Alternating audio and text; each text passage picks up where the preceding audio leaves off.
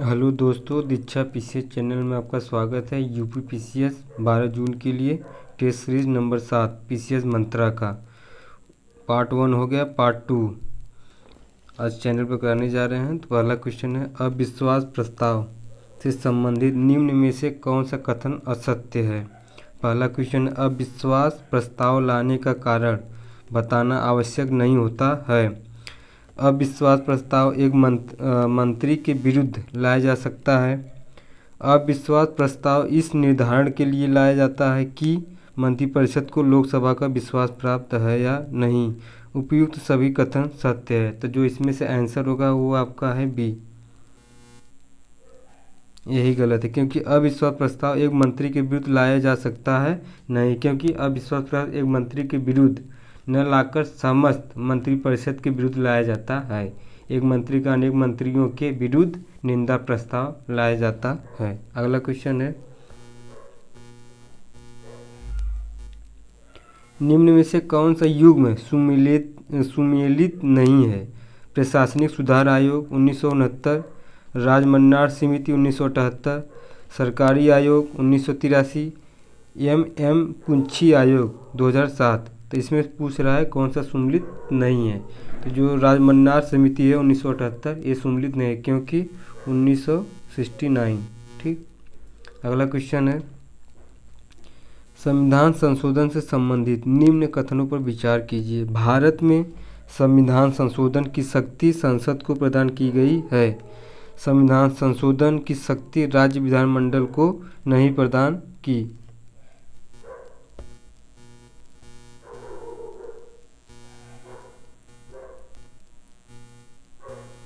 तो जो इसमें से कथन कौन सा सत्य है। तो जो कथन सत्य है डी, मतलब दोनों सही है इसमें से, क्योंकि भारतीय संविधान के भाग 20 के तहत अनुच्छेद 368 में संविधान संशोधन की शक्ति केवल संसद को है। राज्य विधानमंडल को इस संबंध में ऐसा कोई अधिकार प्राप्त नहीं है। नोट में है कि भारतीय संविधान संशोधन की प्रेरणा दक्षिण अफ्रीका से ली गई है। अगला क्वेश्चन है,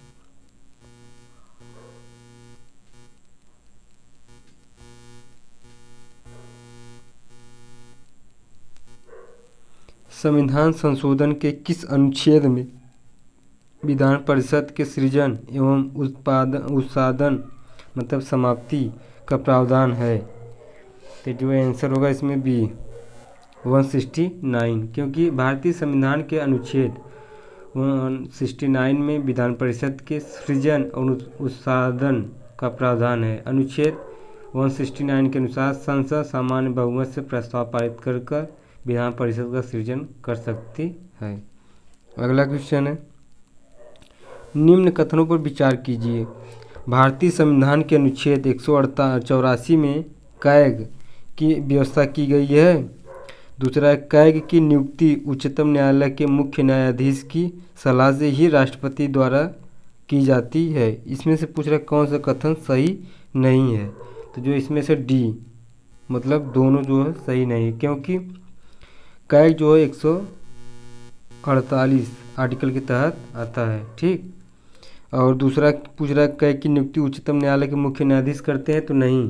तो इसमें तो कौन करते हैं, कैग की जो नियुक्ति राज्यपाल की तरह राष्ट्रपति के प्रशासन पर कार्य नहीं करता है। तो भारतीय संविधान के अनुच्छेद 148 में नियंत्रण एवं महालेखा परीक्षक जैसे स्वतंत्र पद की व्यवस्था की गई है और इनकी नियुक्ति जो है राष्ट्रपति द्वारा की जाती है। अगला क्वेश्चन है, निम्न कथनों पर विचार कीजिए। कार्बनिक अम्ल जल में घुलनशील होते हैं, वे स्वाद में खट्टे होते हैं। इमली में साइट्रिक अम्ल पाया जाता है। इसमें से पूछ रहा है कौन सा कथन सत्य है। तो जो इसमें से आंसर होगा वो आपका दोनों सही है, क्योंकि कार्बनिक अम्ल जल में घुलनशील और स्वाद में खट्टे होते हैं। ये पत्तियों और फलों में पाए जाते हैं। इमली और अंगूर में टार्टरिक अम्ल पाया जाता है तथा नींबू प्रजाति में साइट्रिक अम्ल पाया जाता है।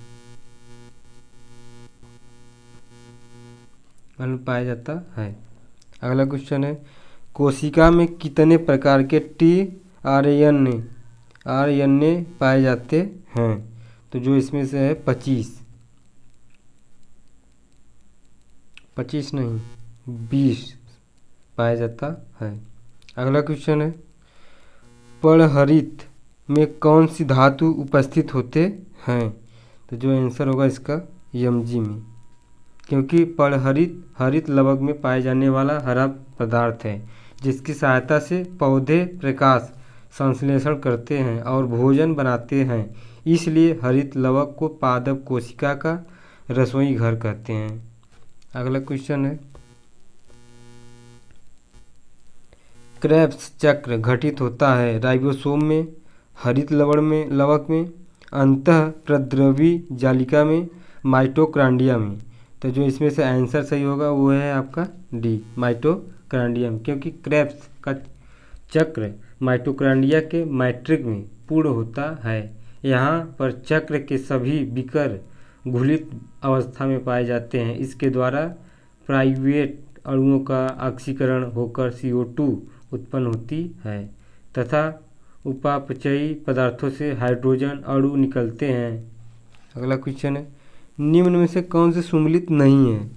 Forestry, pomology, cytology, histology. इसमें से पूछ रहा है कौन सा सम्मिलित नहीं है, तो यह डी जो है आपका सम्मिलित नहीं है। हिस्टोलॉजी जो मृदा संबंधी अध्ययन नहीं होता है, तब किससे है? तो ऊतकों का अध्ययन करता है। ऊतक का अध्ययन करता है। ठीक, अगला क्वेश्चन है,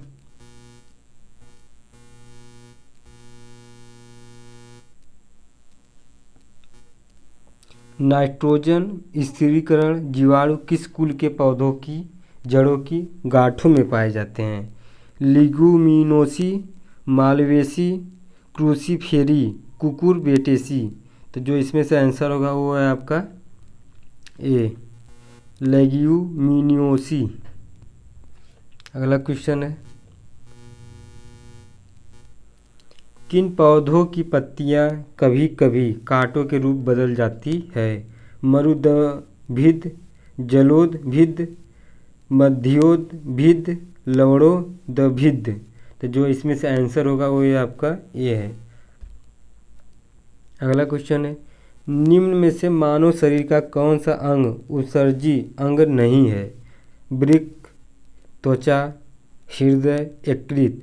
तो जो इसमें से आंसर होगा वो आपका सी, हृदय जो है उत्सर्जित अंग नहीं होता है, क्योंकि मानव शरीर अपने शरीर से बेकार पदार्थ तथा विषैले पदार्थों को शरीर से बाहर निकाल देता है, इसे उत्सर्जन कहते हैं। जो अंग इन पदार्थों को शरीर से बाहर निकालते हैं उत्सर्जी अंग कहलाते हैं।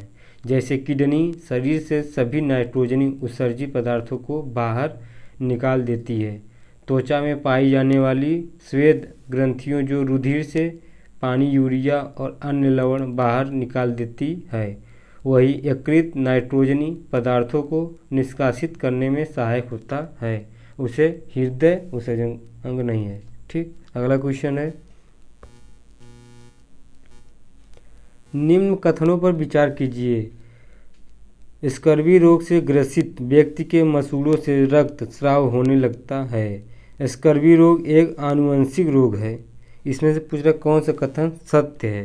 तो जो आंसर होगा वो है आपका ए, केवल फर्स्ट सही है, क्योंकि स्कर्वी रोग आनुवंशिक रोग नहीं है। ये रोग विटामिन सी की कमी से होता है, विटामिन सी की रोग से होता है।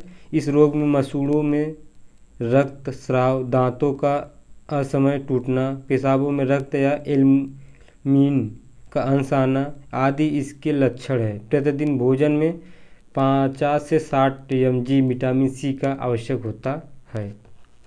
अगला क्वेश्चन, निम्न में से कौन सा एक प्रोटोजोआ जनित रोग नहीं है?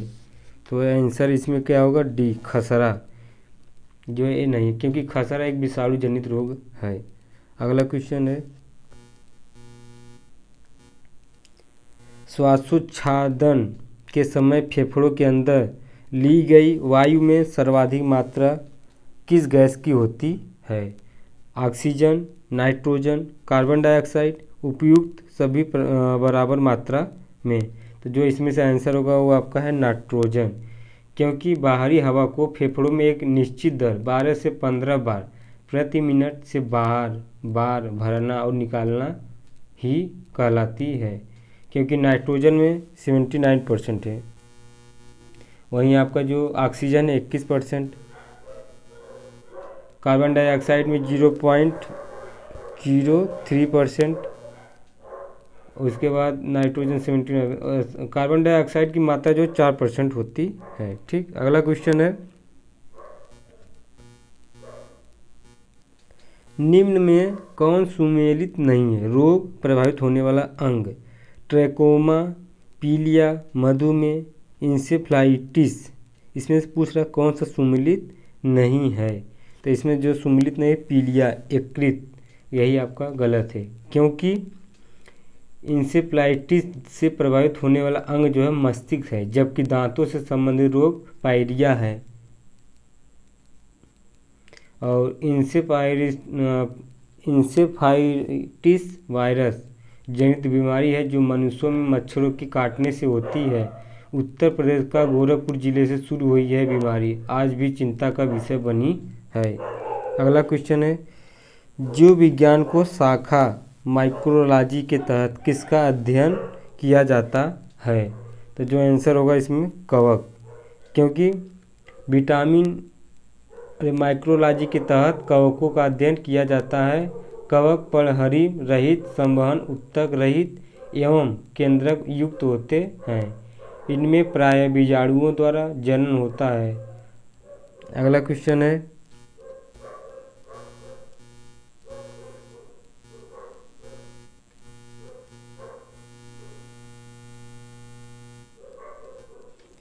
निम्न कथनों पर विचार कीजिए। विटामिन ए और डी वसा में घुलनशील होता है। विटामिन ई की कमी से किलोसिस रोग होता है। विटामिन के की कमी से हीमोफीलिया रोग होता है। इसमें पूछ रहा कौन सा कथन सत्य है? तो विटामिन ए डी वसा में घुलनशील होता है, यही आपका गलत है। तो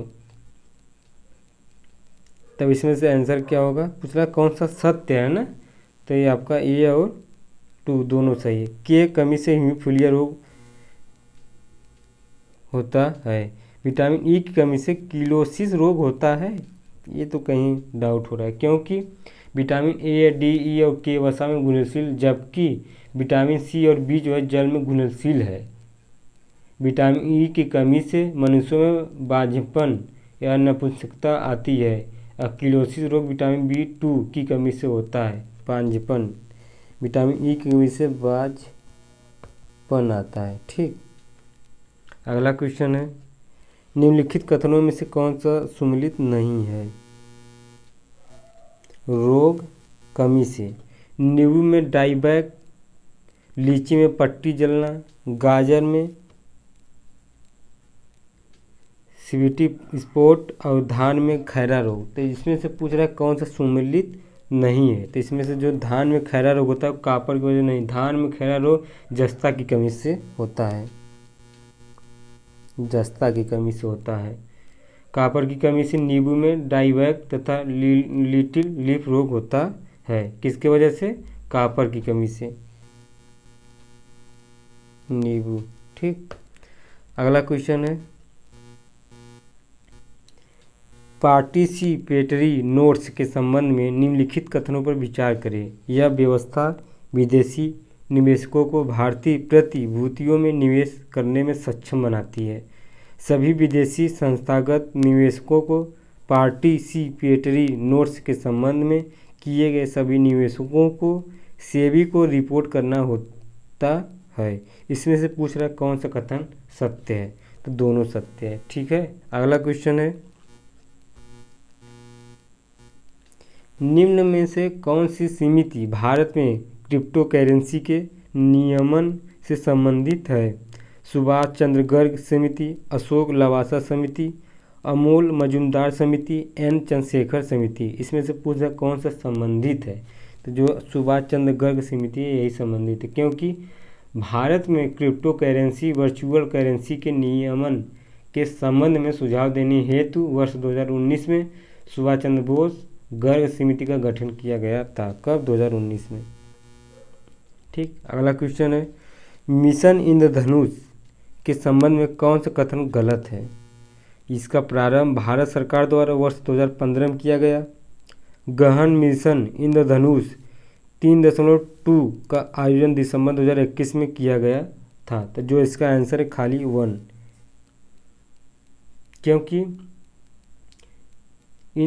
क्योंकि गलत है, इतना गलत है ना, क्योंकि 2015 में नहीं 2014 में।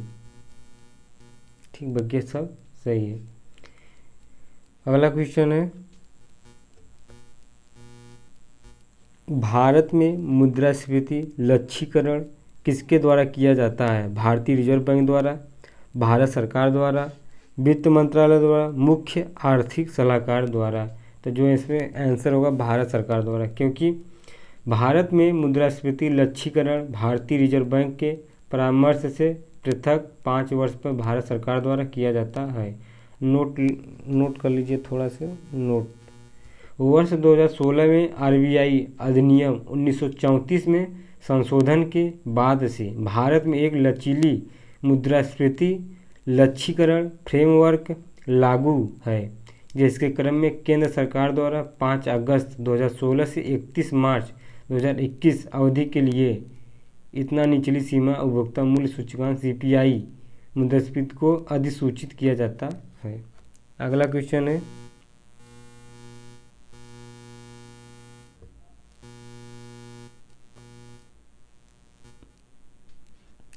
भारत रिजर्व बैंक के संबंध में निम्नलिखित कथनों पर विचार करें।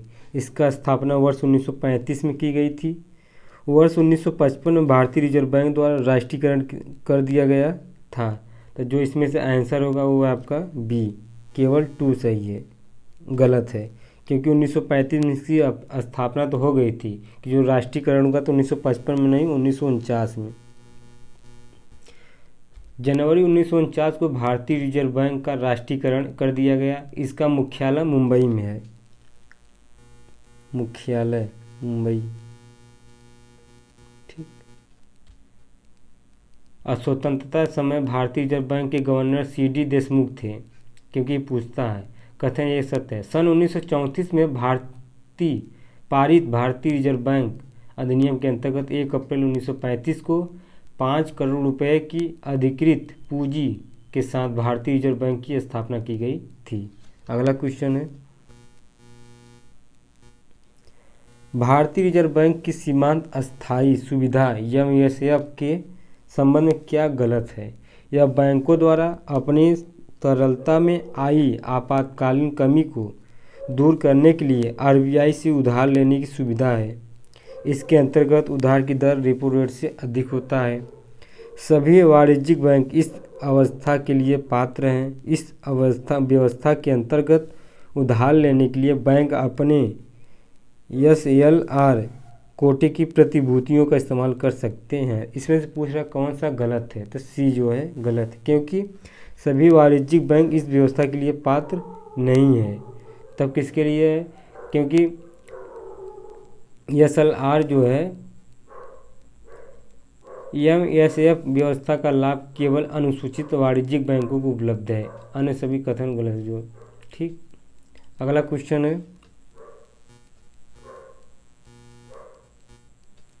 विदेशी कंपनियों द्वारा किस माध्यम से भारतीय पूंजी बाजार से पूंजी की उगाही की जाती है? ग्लोबल डिपॉजिटरी रिसिप्ट्स जीडीएस, दूसरा American depository receipts ADR, Indian depository receipts IDR, उपयुक्त सभी। जो इसमें से आंसर होगा वो आपका सी सही है। ठीक, अगला क्वेश्चन है, निम्नलिखित में से कौन सी प्रक्रिया धनात्मक भुगतान संतुलन से जुड़ी नहीं है? अन्य देशों को पूंजीगत ऋण प्रदान करना, विदेशी विनिमय कोष में वृद्धि करना, स्वर्ण का निर्यात विक्रय करना, उपयुक्त में से कोई नहीं। जो इसमें से आंसर होगा वो आपका सी, ये नहीं है, स्वर्ण का निर्यात विक्रय ये जुड़ी नहीं है। अगला क्वेश्चन है,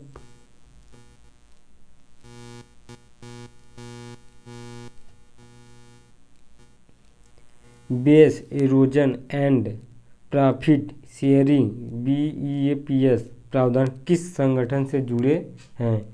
विश्व व्यापार संगठन डब्ल्यूटीओ, अंतर्राष्ट्रीय मुद्रा कोष आईएमएफ, विश्व आर्थिक मंच WEF, आर्थिक सहयोग और विकास संगठन OECD, इसमें से पूरे कौन सा प्रावधान किस संगठन से जुड़े हैं?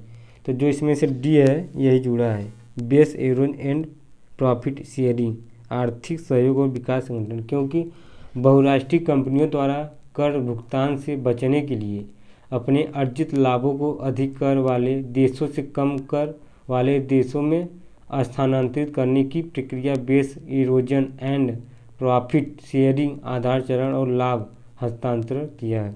अगला क्वेश्चन है, राष्ट्रीय अवसंरचना पाइपलाइन NIP के संबंध में क्या सत्य है? इसकी घोषणा 2019 में की गई।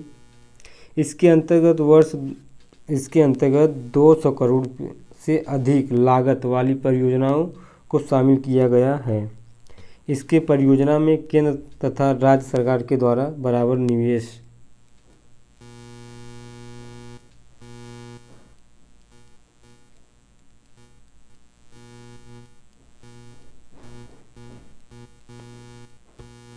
किया जाता है। तो इसमें जो आंसर होगा वो आपका है C, 1 और 3।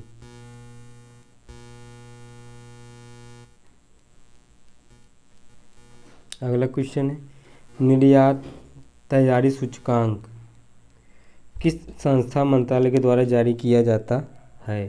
तो यह आपका नीति आयोग। अगला क्वेश्चन है, गोल परियोजना किस वर्ग से संबंधित है? तो जो इसमें आंसर अनुसूचित जनजाति से है, क्योंकि गोल परियोजना जनजाति कार्य मंत्रालय द्वारा फेसबुक के साथ साझेदारी में प्रारंभ की गई है। इसके अंतर्गत डिजिटल कौशल निर्माण एवं परामर्श हेतु अनुसूचित जनजाति के युवकों को व्यवसाय, शिक्षा, स्वास्थ्य, राजनीति, कला एवं उद्यमशीलता के क्षेत्र से जुड़े अग्रणी व्यक्तियों एवं विशेषज्ञों से जोड़ा जाएगा। अगला क्वेश्चन है, भारत में कृषि ऋण के संबंध में कौन सा कथन सत्य है? कृषि ऋण में गैर संस्थागत स्रोतों की हिस्सेदारी संस्थागत स्रोतों से अधिक है। संस्थागत ऋण में सर्वाधिक हिस्सेदारी क्षेत्रीय ग्रामीण बैंकों की है। इसमें से पूछ रहा है कौन सा सही है सुमेलित? तो जो इसमें से आंसर है आपका डी है, कोई सुमेलित नहीं है, क्योंकि भारत में कृषि ऋण के अंतर्गत संस्थागत स्रोतों, सहकारी समितियां और बैंक, व्यापारी बैंक, क्षेत्रीय ग्रामीण बैंक आदि की हिस्सेदारी 72% है, जबकि गैर संस्थागत स्रोत महाजन तथा साहूकार संघ संबंधित व्यापारी, जमींदार तथा आढ़तियाँ आदि 28% ऋण के लिए उत्तरदायी है।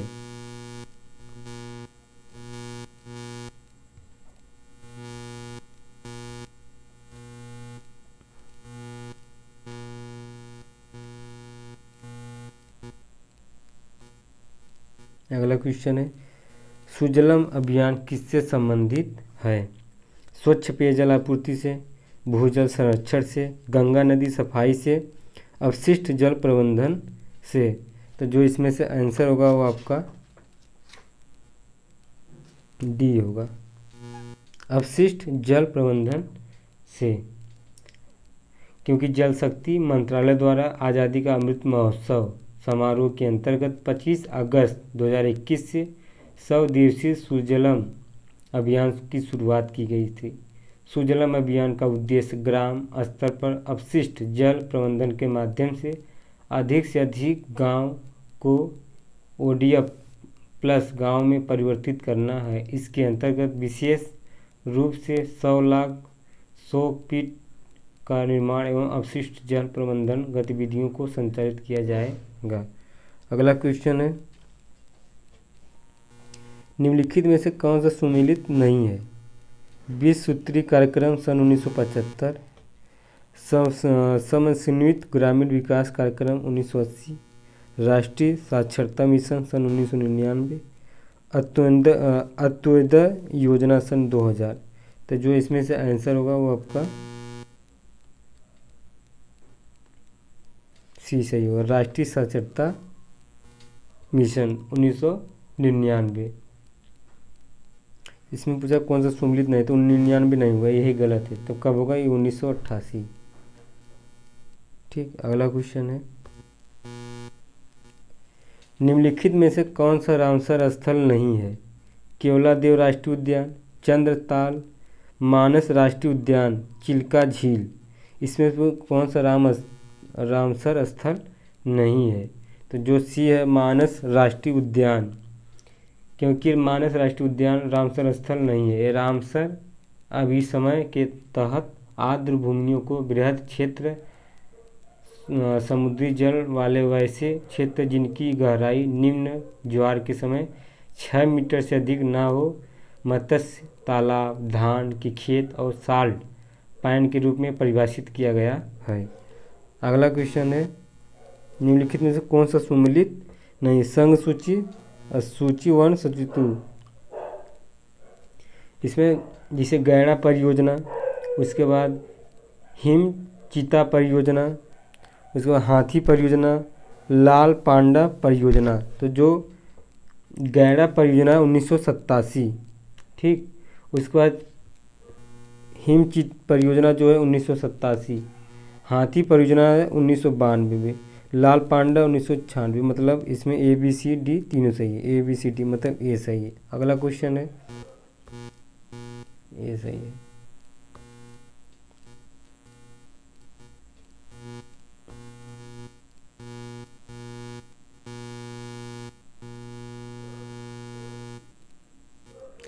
अगला क्वेश्चन, सुमेलित कीजिए। चिपको आंदोलन, एपीको आंदोलन, पश्चिम घाट बचाओ आंदोलन, मंत्री आंदोलन। तो जो इसमें से आंसर होगा वो आपका पूछ रहा है कौन सुमेलित है। अच्छा, सुमेलित हो। चिपको आंदोलन किससे रिलेटेड? उत्तराखंड। एपीको आंदोलन जो है आपका दक्षिण भारत से रिलेटेड है। पश्चिम घाट बचाओ आंदोलन जो है आपका महाराष्ट्र से रिलेटेड है, कि कर्नाटक। मैत्री आंदोलन जो उत्तराखंड से रिलेटेड है। तो इसमें से 1, 2, 3, 4 बी ऑप्शन सही है। अगला क्वेश्चन है, फसल के पुआलों के जलन से निम्नलिखित में से कौन से प्रभाव होते हैं? वायु प्रदूषण, अति महत्वपूर्ण पोषण तत्वों का नष्ट होना, ऊपरी मृदा के संगठन में परिवर्तन।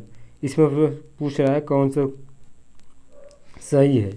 तो जो इसमें डी है 1, 2, 3 मतलब तीनों सही है, क्योंकि फसल अवशिष्टों में नाइट्रोजन, फास्फोरस और पोटेशियम की प्रचुरता होती है।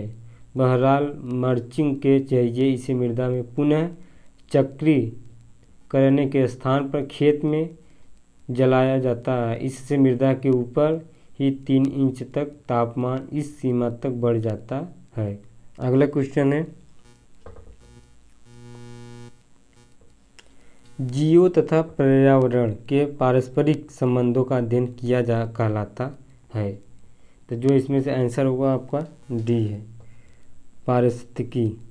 क्योंकि पारिस्थितिकी जीव विज्ञान एवं भूगोल की एक शाखा है जिसमें जीव समुदायों का उसके वातावरण के साथ पारस्परिक संबंधों का अध्ययन करते हैं। पारिस्थितिकी को इन्वायरमेंट बायोलॉजी भी कहा जाता है। अगला क्वेश्चन है, जलवायु परिवर्तन से सर्वाधिक प्रभावित होने वाले देशों की सहायतार्थ किसे बनाया गया है? Green climate fund, climate relief fund, green bank, world green bank fund. तो जो इसमें से सही है वो है आपका ए, ग्रीन क्लाइमेट फंड। अगला क्वेश्चन है, कौन सा राष्ट्रीय उद्यान अंडमान निकोबार में नहीं है?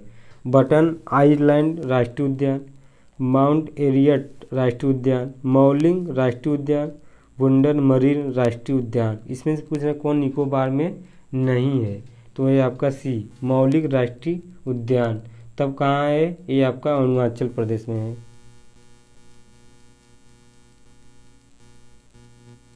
ठीक, अगला क्वेश्चन है, ग्रीन हाउस प्रभाव का क्या मतलब होता है? वायुमंडल में O2 की कमी से ताप में कमी होना, वायुमंडल में ऑक्सीजन की मात्रा में वृद्धि से ताप में वृद्धि होना, वायुमंडल में CO2 की मात्रा में कमी से ताप में कमी होना, वायुमंडल में CO2 की मात्रा में वृद्धि से ताप में वृद्धि होना। तो जो इसमें से आंसर है वो है आपका डी है, यही मतलब है। ठीक, अगला क्वेश्चन है,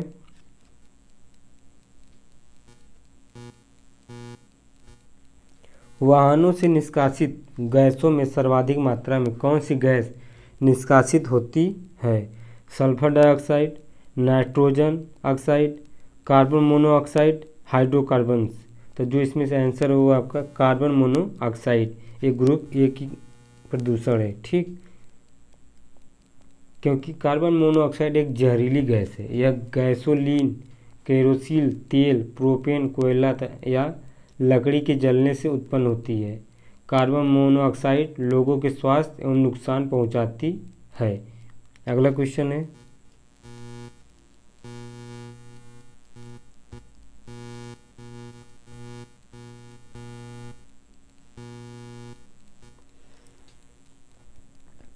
इको मार्क किन उत्पादों के लिए दिया जाता है? पर्यावरण अनुकूल उत्पादों के लिए, उच्च एवं श्रेष्ठ उत्पादों के लिए, कुटीर एवं लघु उद्योग के उत्पादों के लिए, कम कीमत के उत्पादों के लिए। तो जो इसमें से आंसर होगा वो है आपका ए, पर्यावरण के लिए है, क्योंकि पीसीएस में पूछ चुका है अगली बार। जागरूकता बढ़ाने के लिए भारत सरकार ने पर्यावरणीय अनुकूल उत्पादों की आसान पहचान के लिए 1991 में इको लेबलिंग स्कीम को इको मार्क के रूप में शुरू किया गया है। अगला क्वेश्चन है, निम्न में से कौन एरोसोल का एक उदाहरण है? जेली, कोहरा, मक्खन, स्पंज। तो जो इसमें से आंसर है आपका कोहरा है, क्योंकि एरोसोल एक गैस में तरल या ठोस कणों का एक निलंबन है। एरोसोल वायुमंडल में निलंबित सूक्ष्म कण होते हैं। एरोसोल प्राकृतिक या मानव जनित हो सकता है। प्राकृतिक एरोसोल के उदाहरण हैं कोहरा, धुंध, धूल, धुआं, समुद्री धुआं। अगला क्वेश्चन है,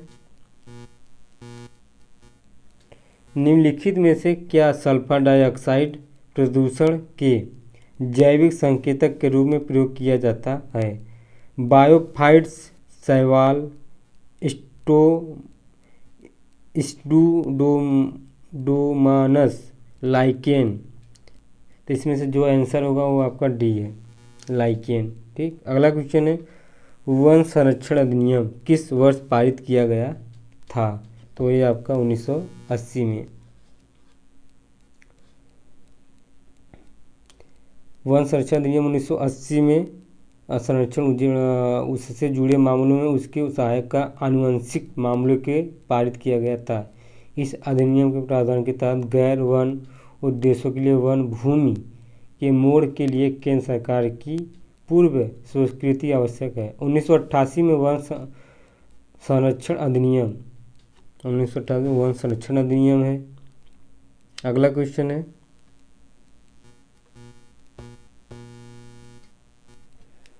झील में सुपोषण किसकी उपस्थिति के कारण होता है? घुलनशील ऑक्सीजन और बैक्टीरिया, नाइट्रोजन और फास्फोरस, BOD और COD, क्रोमियम और पारा। तो जो इसमें से आंसर है वो आपका है बी, नाइट्रोजन और फास्फोरस।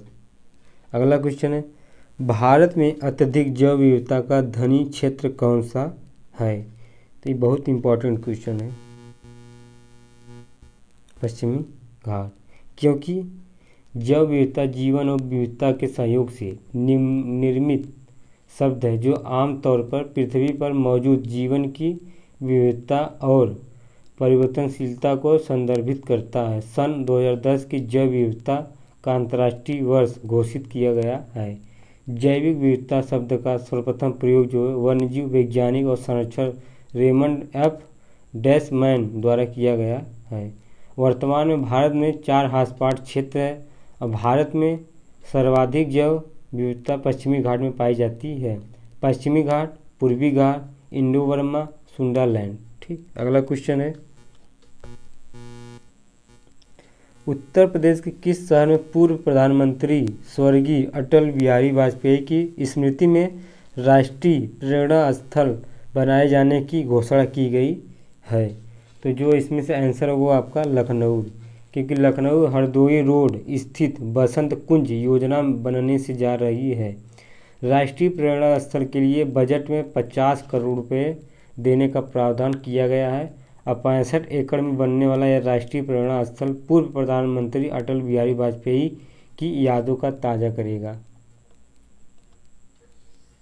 अगला क्वेश्चन है, हाल ही में उत्तर प्रदेश में कुल 4 गांव को राज्योत्सव ग्राम का दर्जा दिया गया है। यह सभी ग्राम किस जिले से संबंधित है?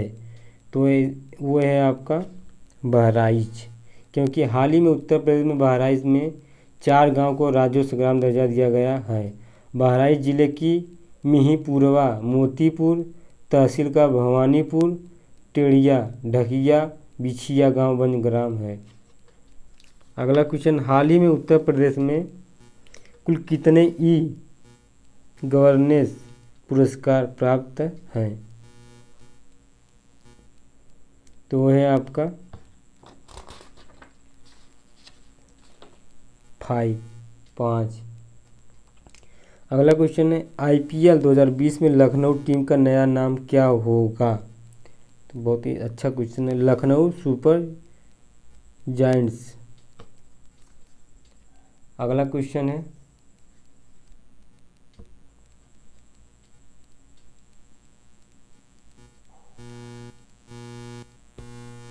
उत्तर प्रदेश के पूर्व प्रधानमंत्री अटल बिहारी कल्याण सिंह को मरणोपरांत किस प्रकार से सम्मानित किया गया है?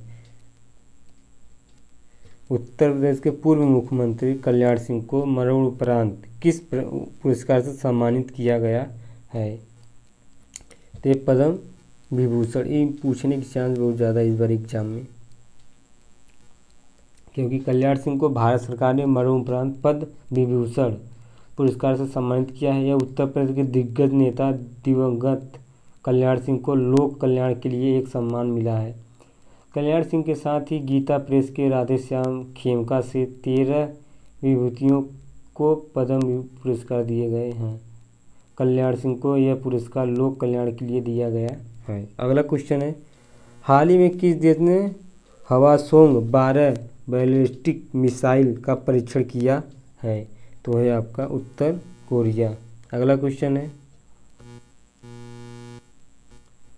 हाल ही में चर्चा में रही पुस्तक फियरलेस गवर्नेंस के लेखक कौन है? का नाम क्या है? तो है आपका डॉक्टर किरण बेदी। अगला क्वेश्चन है, आर्थिक सर्वेक्षण 2020-21 के अनुसार वित्त वर्ष 22 और 23 में भारत की अर्थव्यवस्था की विकास दर कितना रहने का अनुमान लगाया गया है? तो है आपका 8 से 8.5%। अब भारत की GDP विकास दर कितना प्रतिशत रहने का अनुमान है? तो 9.2%। अगला क्वेश्चन है, हाल ही में सियोमारा कास्त्रो को किस देश की प्रथम महिला राष्ट्रपति बनाया गया है? तो है आपका होंडुरास। अगला क्वेश्चन है, 2 फरवरी 2022 को मनाए गए विश्व आर्द्रभूमि दिवस का मुख्य विषय क्या था? तो जो मुख्य विषय था इसका ये था wetland action for peoples and nature. अगला क्वेश्चन है,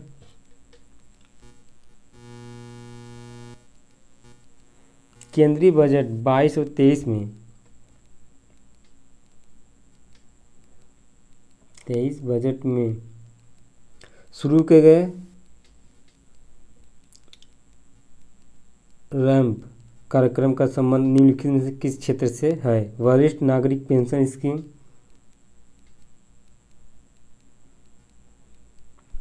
MSME क्षेत्र, सार्वजनिक बैंकों का पुनः पूंजीकरण, विधवा महिलाओं हेतु विशेष स्वास्थ्य योजना। तो जो इसमें से आंसर होगा वो है आपका B, MSME क्षेत्र। अगला क्वेश्चन है, हाल ही में चर्चा में रहा परम प्रवेगा क्या है? हाइड्रोजन बम, मौसम सैटेलाइट, सुपर कंप्यूटर, गर्भ धारण जांच की टिक है। तो जो इसमें से आंसर होगा वो आपका सुपर कंप्यूटर है। अगला क्वेश्चन है,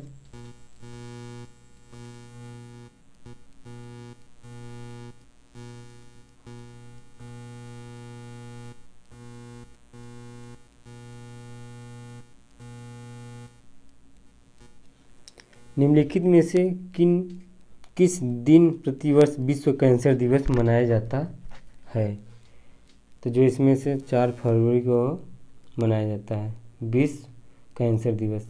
अगला क्वेश्चन, फरवरी 2022 में आयोजित किए गए बीजिंग शीतकालीन ओलंपिक्स 2022 में उद्घाटन समारोह के दौरान किसने भारतीय दल की अगुवाई की थी। तो जो इसमें आंसर आरिफ खान। ठीक, अगला क्वेश्चन है, फरवरी 2022 में निम्नलिखित में से किस स्थान पर स्टैचू ऑफ इक्वलिटी की स्थापना की गई है। तो जो इसमें से आंसर है वो आपका हैदराबाद है, क्योंकि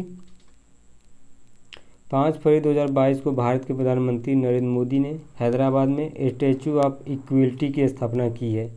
यह वसुधैव कुटुंबकम का विचार देने वाले संत रामानुजाचार्य की प्रतिमा है। इस प्रतिमा की ऊंचाई 216 फीट है। यह 5 धातुओं सोना, चांदी, तांबा, पीतल एवं जस्ता से बनाई गई है। यह प्रतिमा भद्रवेदी नामक 54 फीट ऊंचे आधार पर स्थापित की गई है। संत रामानुजाचार्य का जन्म 1017 ईसा पूर्व में तमिलनाडु के श्रीपेरुंबंदर नामक स्थान पर हुआ था। अगला क्वेश्चन है, हाल ही में रेलवे सुरक्षा बल द्वारा शुरू किए गए अभियान ऑपरेशन आहट का संबंध किस क्षेत्र से है। तो वह आपका मानव तस्करी के खिलाफ है। अगला क्वेश्चन है, 14-18 फरवरी 2022 के मध्य मनाए गए वित्तीय साक्षरता सप्ताह का केंद्रीय विषय क्या था। तो जो इसमें आंसर होगा वो आपका गो डिजिटल गो सिक्योर। अगला क्वेश्चन है, फरवरी 2022 में अफ्रीकी संघ 35वीं बैठक का आयोजन किस स्थान पर किया गया था। तो यह आपका अदिस अबाबा इथियोपिया में। अगला क्वेश्चन है, फरवरी 2022 में जिसे उत्तराखंड का ब्रांड एम्बेसडर नियुक्त किया गया वह है अक्षय कुमार, ऐश्वर्या राय, अमिताभ बच्चन, राहुल कौशिक। तो जो आंसर है वो आपका अक्षय कुमार है। अगला क्वेश्चन है, फरवरी 2022 में इकोनॉमिस्ट इंटेलिजेंस यूनिट द्वारा जारी किए गए लोकतंत्र सूचकांक 2021 में भारत को कौन सा स्थान प्राप्त हुआ है। तो यह आपका 46। हाँ, अगला क्वेश्चन है,